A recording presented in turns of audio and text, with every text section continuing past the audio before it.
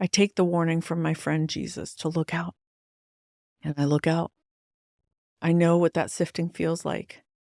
Do you? Then those words, "But I've prayed for you," I inhale those. Jesus is praying for me. He's praying for you. I want to encourage you to change how you see pain in your healing story. Along your journey to healing, maybe allow pain to be a path that takes you to Jesus. No matter what brought you here, maybe because of what brought you here, I invite you to stay with us as we talk through, cry through, push through topics like unwanted sexual behaviors, shame, relational healing, and more. Together, let's begin to unwrap the gift of understanding every bit of you is sacred by design.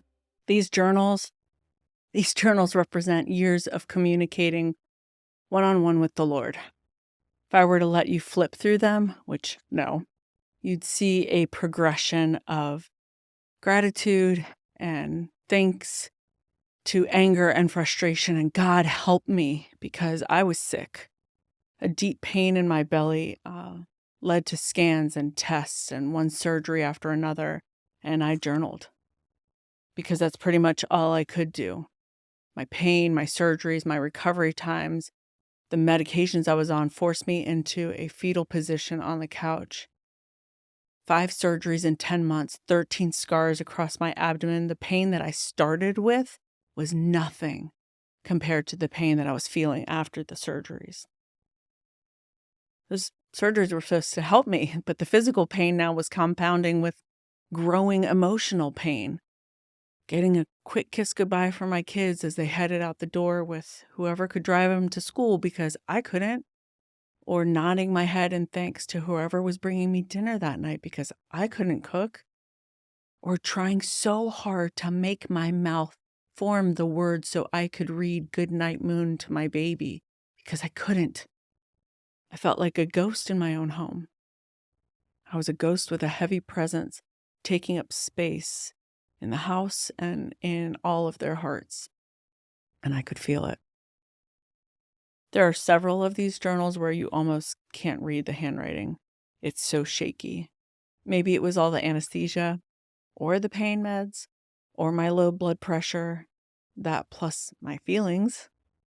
The scribbles in here may not seem like a big deal to you, but to me and to Jesus, they represent our relation deepening in intimacy because of the pain.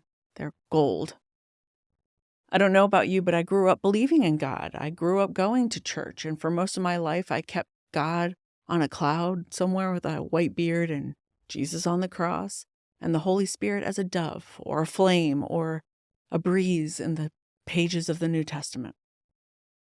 I've also known pain all my life, and for so many reasons, I've given pain and shame more access to my heart than Jesus. I wonder if you do that too. Who's your closest friend? Think of his or her name. Think of their face. Try to remember when you first met them. Was it polite and awkward, or did you just hit it off right away? Either way, over time, you learned more about each other, you got more comfortable with her, you started telling her stuff you'd never tell anybody else, and giving her space to do the same with you, right? It's funny how we do that, how I do that with people, but not with the Lord. I keep him at a distance, loving and honoring and showing up for Bible study, showing up for church, but friendship and intimacy with Jesus, not so much until the surgeries. Pain ushered me to the feet of Jesus in a new way, and I unloaded my anger. I shared my fear. I confided my most secret hopes, and I cried. Jesus became my friend. The time here in these pages is evidence of a building relationship that still amazes me because it's not just me talking at God, but God responding over and over again. I was still in pain. Nothing had changed there. In fact, one of my scars was still itchy and oozy, refusing to heal. But God was next to me on the couch. He was showing up, and I scribbled it all down. He was showing up and confirming his word and through friends' texts, and I would scribble it down. We got to the point where I would read through my devotionals and write out the verses in them and then sit with those scriptures and wait in them because I was noticing how God would come for me in a chickadee singing on the deck, or beyond coincidental chocolates from a friend, or an actual nap uninterrupted by hurt. I was looking for him. It turns out he was waiting on me. I was meeting him, and he was meeting me. Do you know people who visited Jerusalem?